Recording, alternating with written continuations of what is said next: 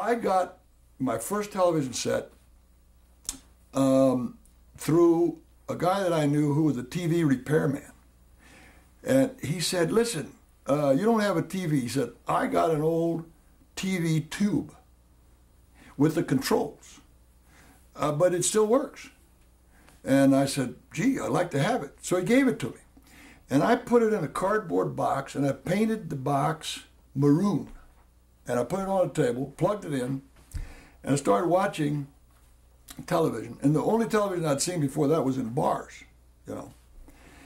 And I started watching, and I happened on the Philco Playhouse. Now, I don't remember what order this was in, but the very first week that I tuned into Philco Playhouse, I saw a play, I think it was by Horton, and I thought it was terrific. And then the next week I saw one by Patty. The next week I saw one by Tad. And it goes on like this, and I'm thinking, man, these people mean it. These people are serious. They're trying to do something good. And I thought, boy, I wonder how you break into that group. And I watched it, and I watched it, and I watched it. And I sat down and I wrote a play specifically tailored to the Philco Playhouse. I had made notes about what to write, how to write it. The fact that the action consisted of pushing a camera in close on Kim Stanley and watching her think or feel, right? That was action. And boy, it was great action. And I took this thing up to NBC, and I knew a guy up there named Bob Costello, who worked for Fred Coe. Well, he worked for Terry Lewis.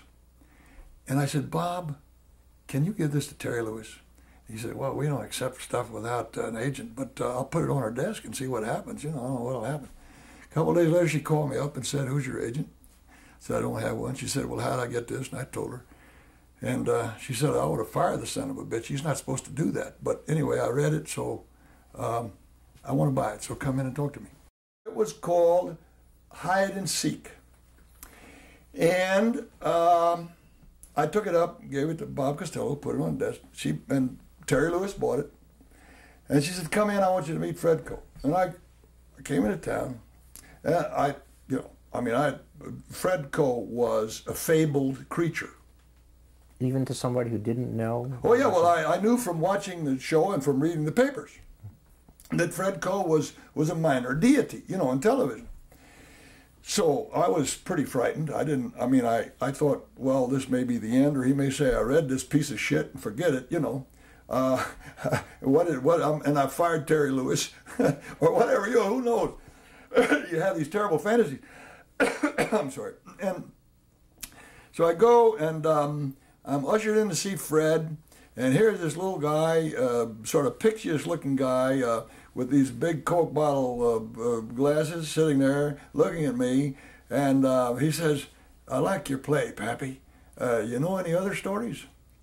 And I said, well, yeah. He said, well, tell me one. So I said, well, I've been wanting to write a story about, I said, you know about the whooping cranes? And he said, yeah.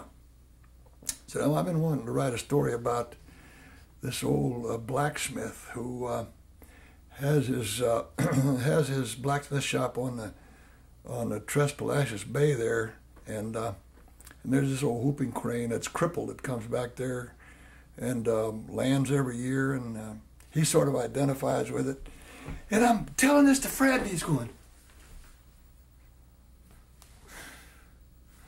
I didn't even get to finish it. He said, don't tell me the rest of it.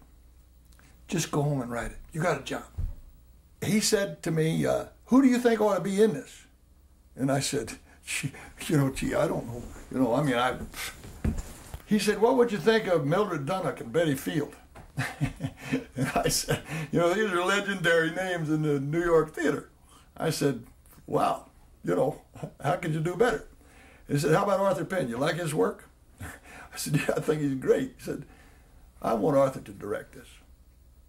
So, one day I'm scuffing along 3rd Avenue trying to sell sell an ice making machine to some Irish bar and being insulted by the bartender. And the next day, I'm working for Fred Coe.